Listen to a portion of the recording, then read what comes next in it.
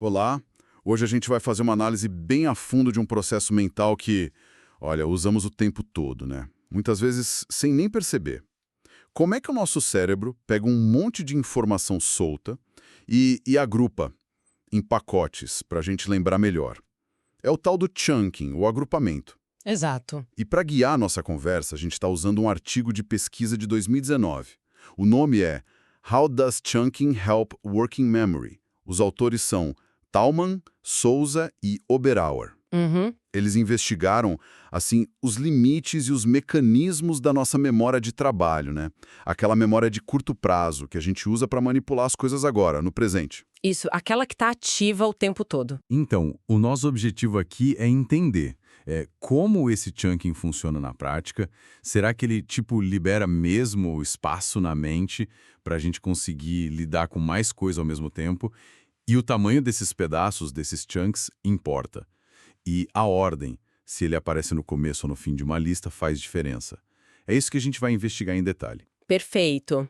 E só para, todo mundo ficar na mesma página, memória de trabalho é isso aí, esse espaço mental ativo, só que ele é limitado. É onde a gente processa informação agora. E o chunking é essa estratégia de pegar unidades pequenas, desconexas, e transformar em unidades maiores, com significado. A gente busca isso lá na memória de longo prazo. Tipo o exemplo clássico do FBI, né? E, 3 letras soltas, a gente reconhece a sigla, vira uma coisa só, FBI. E, historicamente, o pessoal achava, baseado lá nos trabalhos do Miller, do Cohen, que a capacidade dessa memória de trabalho era definida pelo número de chunks. Ah, tipo um número fixo de gavetas. Isso, talvez uns 3 ou 4 chunks. E não importava muito o quão complexo era cada chunk. O artigo que a gente está vendo hoje, bom, ele testa essas ideias de um jeito bem rigoroso. Interessante essa ideia das gavetas. Então, a primeira pergunta que o estudo ataca é: esse chunking, ele realmente libera capacidade mental? Quer dizer, se eu reconheço um padrão familiar, tipo um prefixo de telefone conhecido, no meio de coisas novas, isso me ajuda a lembrar outras coisas que não têm nada a ver, mas que eu estou tentando guardar ao mesmo tempo? Uhum. Isso me faz lembrar aquele estudo clássico com os jogadores de xadrez, né? Exatamente. O estudo do Chase Simon, lá de 73, é um exemplo perfeito. Mestres de xadrez conseguem olhar um tabuleiro de uma partida real e, pá, reconstruir a posição das peças com uma precisão absurda. Muito melhor que o iniciante. Sim, impressionante. Mas se você pega as mesmas peças e espalha no tabuleiro de forma aleatória, sem lógica de jogo, Aí a vantagem some, né? praticamente some. Isso mostra que não é que eles têm uma memória visual melhor, entende? É que eles reconhecem milhares de chunk, padrões de jogo que se repetem. E o estudo que a gente está analisando, o de Thalmann e colegas, o que ele acrescenta? Eles conseguiram medir essa tal liberação de espaço. Sim, conseguiram.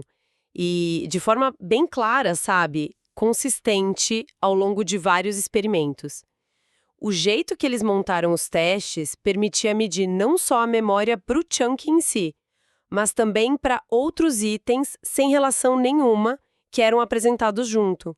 E o resultado foi que, sim, quando tinha um chunk na lista para memorizar, a lembrança dos outros itens, os não chunks, melhorava. E melhorava significativamente. Ah, então confirma mesmo. Confirma. O que é fascinante aqui, sabe, é que isso dá um suporte muito forte para a ideia Uhum. de que o chunking não é só um truque. Na hora de recuperar a informação, uma mnemônica. Certo. Parece que ele age direto na capacidade de manter a informação, na memória de trabalho mesmo. Ao empacotar o que é familiar, ele de fato reduz a carga mental e aí sobra mais recurso para os outros itens. Entendido. Parece que organizar bagunça mental realmente abre espaço, né? Faz sentido. Mas isso leva a gente para a segunda questão, que talvez seja até mais intrigante. O tamanho desses pacotes, desses chunks, importa. A intuição, talvez por causa das teorias clássicas, diria que não, né? Que a mente teria, 4 espaços. E tanto faz se eu coloco 4 letras soltas ou 4 siglas conhecidas. Pois é. E o experimento 1 do artigo, ele pareceu concordar com isso no começo, não foi? Exato. O experimento 1 foi desenhado para testar justamente isso.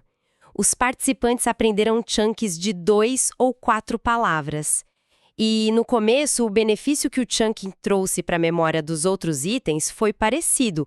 Não importava se o chunk tinha 2 ou 4 palavras. Confirmando a tese do número fixo de slots, então. Parecia que sim. Mas tinha um porém. Ah, sim. Tinha a questão de como esses chunks foram construídos, né? Algo sobre os elementos serem únicos. Precisamente. Tinha um detalhe crucial no experimento 1.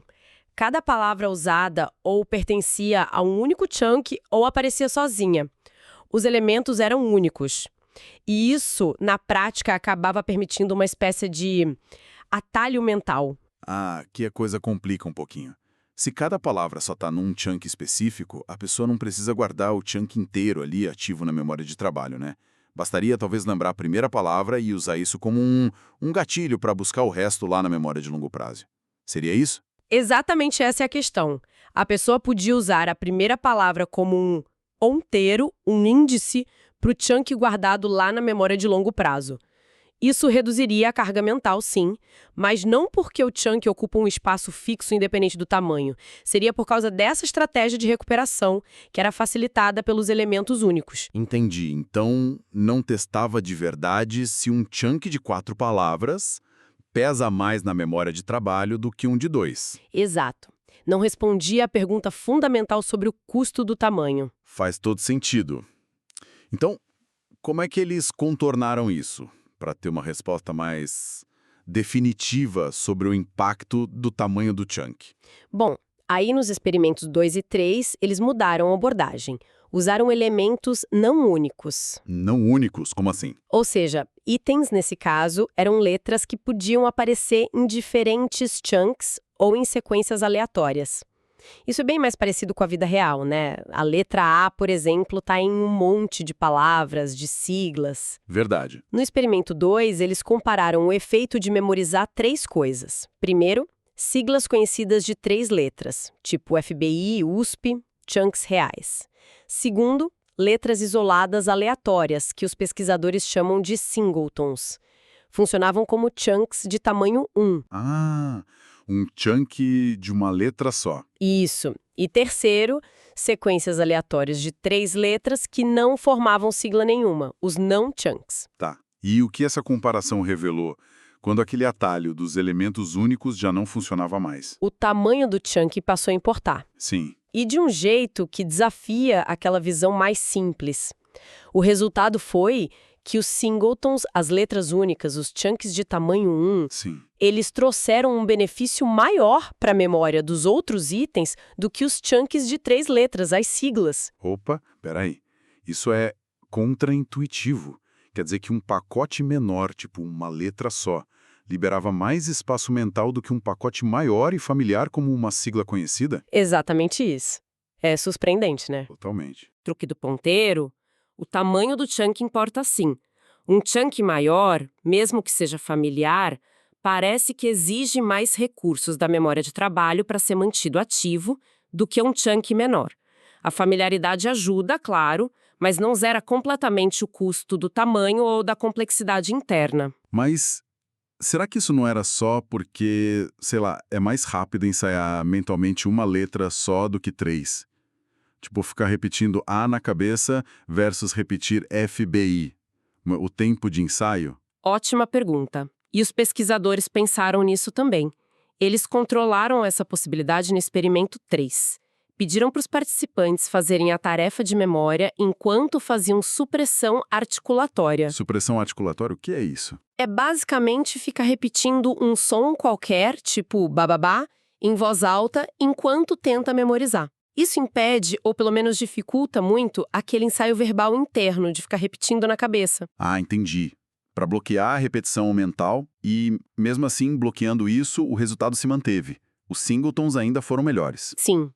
Mesmo com a supressão articulatória, os singletons ainda liberaram mais capacidade para os outros itens do que os chunks de 3 letras. Isso fortalece muito a conclusão de que o tamanho do chunk tem um impacto real na carga da memória de trabalho. independente do tempo de ensaio. Então aquela ideia de um limite fixo de chunks, onde o tamanho não importa. Parece que é uma simplificação, né? Que talvez não se aplique tão bem em situações mais realistas, com elementos não únicos que se repetem. Entendi. Isso levanta uma questão importante sobre o quão geral são aquelas teorias clássicas do limite fixo, sabe? A realidade parece ser um pouco mais complexa, depender mais do contexto. Realmente. A complexidade interna do chunk parece ter um custo, mesmo ele sendo familiar. E isso nos leva, então, à terceira grande questão do estudo, o timing. O momento. Faz diferença quando o chunk aparece na sequência que a gente está tentando memorizar? Por exemplo, ver a sigla FBI logo no começo de uma lista de letras é diferente de ver só no final. Essa questão do posicionamento, da posição serial do chunk, foi investigada nos experimentos 2, 3 e 4. E as descobertas são muito interessantes sobre como a memória de trabalho funciona dinamicamente. Foram basicamente 3 cenários. Certo. Primeiro, chunks apresentados no início da lista. Nesses casos, eles mostraram um benefício claro.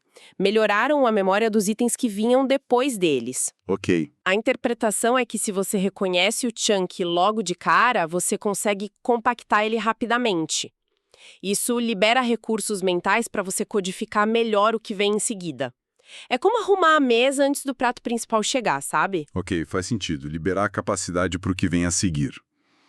E quando o chunk vinha no final da lista? Aí é o segundo cenário, chunks apresentados no fim. Aqui, o resultado foi bem diferente. Eles não trouxeram benefício nenhum para a memória dos itens que foram apresentados antes deles. Nenhum. Mas por quê? A hipótese é a seguinte: para você reconhecer o chunk lá no final, por exemplo, as letras F, B, I aparecendo em sequência, você primeiro tem que processar cada letra individualmente, né? F, B, I. Sim. Esse processamento inicial, antes de você sacar que é o padrão FBI, já causa interferência, já sobrecarrega a memória e isso prejudica a retenção dos itens que vieram antes. Aí, quando o chunk finalmente é identificado e a carga mental diminui, já é tarde demais. O estrago na memória dos itens anteriores já aconteceu e parece que é difícil de reverter. Puxa, entendi. Então, a ajuda do chunk chega tarde demais para os itens que já sofreram com a sobrecarga, enquanto o próprio chunk ainda estava sendo, digamos, montado na cabeça. Exatamente. Mas e se o chunk aparecer no meio da lista? Nem no começo, nem no fim.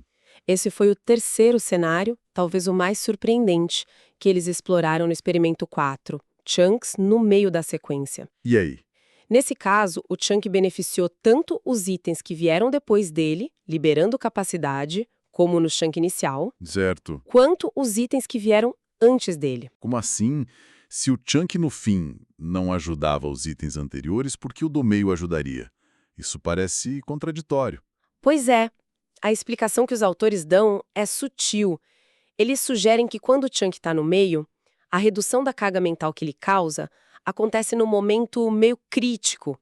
Talvez o dano causado aos itens lá do começo pelo processamento das letras do chunk antes dele ser reconhecido como unidade, talvez esse dano ainda seja leve, entende? Ou reversível. Ah, E aí, a liberação de recursos que acontece no meio da lista daria uma janela de oportunidade, uma chance para um processo de reparo ou reintegração dos traços de memória dos itens anteriores. Tipo, fortalecer eles antes que chegue mais interferência com o resto da lista. entendi. No caso do chunk no final, talvez a quantidade de interferência acumulada já fosse grande demais para esse reparo funcionar. Exatamente essa é a ideia. O conserto só funciona se o dano não for muito grande ainda.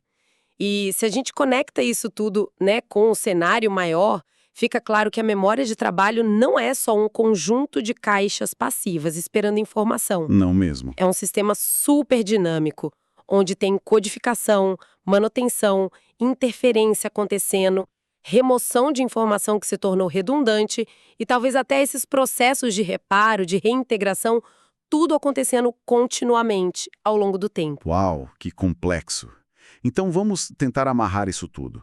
O que a gente pode tirar de mais importante dessa investigação toda? Olha, acho que dá para resumir em 3 pontos-chave. Primeiro, O estudo confirma e de forma bem sólida, sim, o chunking realmente libera capacidade na memória de trabalho. Não é só uma ajuda na hora de lembrar, ele ajuda a manter outras coisas na mente. Certo. Ponto 1, libera espaço. Isso. Segundo ponto, e aqui vem a nuance importante. Ao contrário daquela visão clássica mais simples, o tamanho ou a complexidade do chunk importa sim.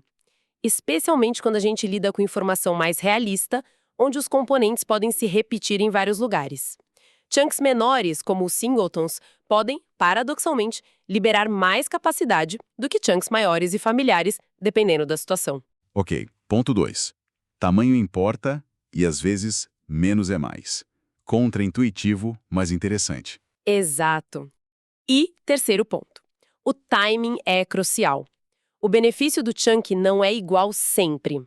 A posição na lista, né? Isso. Chunks no início ajudam o que vem depois. Chunks no fim chegam tarde demais para ajudar o que veio antes. E os chunks no meio? Esses parecem ter um efeito duplo. Ajudam para frente e talvez permitam algum conserto do que veio antes. Isso realmente destaca a natureza dinâmica, temporal da memória de trabalho. Entendido. Então, o mecanismo geral proposto seria mais ou menos assim. A gente percebe os itens individuais, Aham. reconhece um padrão familiar, ali no meio, busca a versão compacta desse padrão lá na memória de longo prazo. Exato. Recupera o chunk. E aí substitui os itens individuais por esse chunk compacto lá na memória de trabalho. E isso reduz a carga mental. Seria isso. Perfeitamente descrito. É essa a sequência, e essa redução de carga, ela beneficia principalmente o processamento da informação que vem depois do chunk. A capacidade de desfazer o prejuízo causado pela interferência nos itens anteriores parece ser limitada. Depende muito de quão cedo o chunk é identificado e de quanta sobrecarga já rolou. O alívio tem que chegar a tempo, né? Faz sentido. Isso tudo pinta um quadro da memória de trabalho bem mais ativo e complexo do que só uns slots de armazenamento. Envolve processos de interferência, remoção ativa de informação, tipo jogar fora os itens individuais do chunk depois que ele é reconhecido, e, possivelmente, esses mecanismos de reintegração e de fortalecimento de memórias que sofreram alguma interferência leve. Fascinante, realmente. Muda bastante a perspectiva sobre como a nossa memória lida com informação em tempo real, né? Muda sim. Isso, claro, leva a gente a pensar nas implicações práticas. Fica aqui então uma reflexão para quem está acompanhando a gente. Como aplicar esse conhecimento? Será que, ao aprender algo novo, algo complexo, vale a pena o esforço consciente de procurar ativamente por padrões, por chunks familiares, logo no comecinho do material? Essa identificação precoce pode mesmo liberar recursos mentais para a gente absorver melhor o que vem depois, como o estudo sugere? Ou será que é melhor focar em entender cada pedacinho isolado e tentar juntar tudo só no final? É uma ótima pergunta. A forma como a gente busca esses padrões pode talvez alterar fundamentalmente nossa capacidade de aprender e guardar informações complexas. Fica aí a provocação para se pensar e, quem sabe, até experimentar no dia a dia. Com certeza. Bom, agradecemos muita atenção nesta nossa análise detalhada. Obrigada. Até a próxima!